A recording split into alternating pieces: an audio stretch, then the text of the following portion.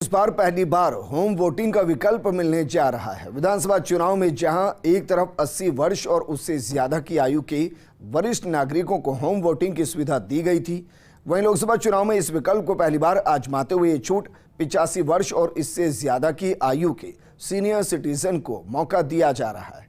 इसके बावजूद विधानसभा चुनाव से ज्यादा होम वोटिंग के पात्र वोटर्स के बढ़ते आंकड़े होम वोटिंग की तरफ बढ़ते उत्साह की तस्दीक करते हैं। ये रिपोर्ट देखिए। राजस्थान में इस बार होम वोटिंग का अब तक का सबसे ज्यादा आंकड़ा पार हो सकता है, क्योंकि यह सुविधा विधानसभा आम चुनाव 2023 में चालू की गई थी। होम वोटिंग राजस्थान में पहली बार विधानसभा चुनाव 2023 में होम वोटिंग की सुविधा दी गई थी। 80 वर्ष और इससे ज्यादा की आयु के वोटर्स और 40% दिव्यांग वोटर्स को यह सुविधा दी गई थी। विधानसभा में हुई थी 99% होम वोटिंग। करीब 61,424 मतदाताओं ने होम वोटिंग की। इसमें 80 साल और से ज्यादा के 49,650 वरिष्ठ नागरिक और 11,774 दिव्यांग शामिल थे।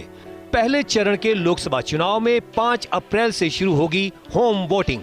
13 अप्रैल तक पात्र वोटर्स के घर घर जाकर कराएंगे होम वोटिंग।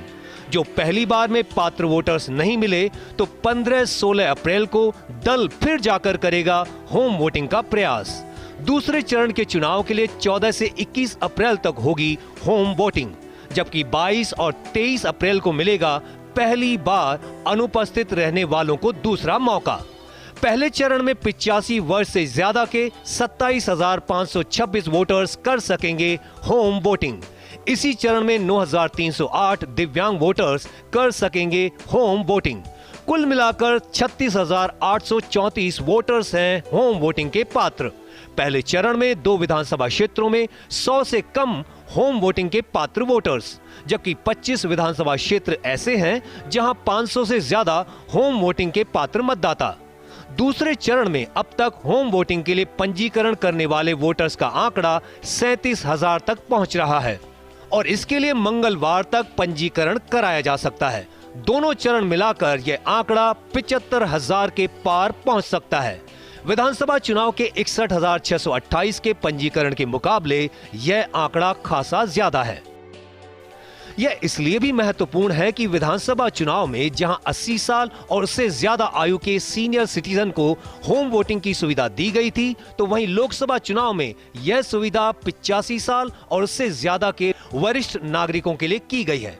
सीकर लोकसभा क्षेत्र में सबसे ज्यादा 3,866 वरिष्ठ नागरिकों का किया पंजीकरण और गंगानगर में 1,160 दिव्यांगों का पंजीकरण किया गया है। पात्र मतदाता सुविधा के चयन के लिए 12D फॉर्म भरकर BLO को देंगे, जिसके बाद उसकी तय प्रोटोकॉल के साथ होम वोटिंग की जिम्मेदारी है। इस तस्वीर का दूसरा पहलू यह भी है कि सीनियर सिटीजन और दिव्यांग मतदाता ज़्यादा से ज़्यादा बूथ में आकर वोटिंग करना पसंद करते हैं। विधानसभा चुनाव का यह ट्रेंड लोकसभा चुनाव में भी क्या जारी रहेगा, यह देखने वाली बात होगी। कैमरा पर्सन साहिल के साथ Rituraj Sharma, first India news, Jaipur.